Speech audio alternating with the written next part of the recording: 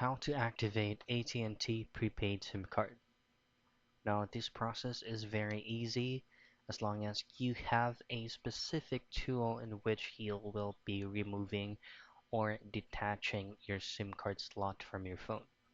So the first thing that you want to do is you have to check or find where your SIM card slot is from your physical phone.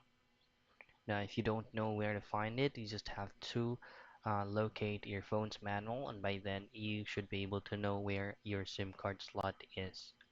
Now, remove your SIM card slot and then insert your prepaid SIM card and insert your SIM card slot again back to your phone. And once you turn on your phone, you will be receiving automated text messages once you have fully inserted your prepaid SIM card, and you just have to follow through the prompts that you will be seeing under SMS or text on your phone so that you will be able to activate or fully activate your card. And that's how easy and quick you can activate your AT&T prepaid SIM card.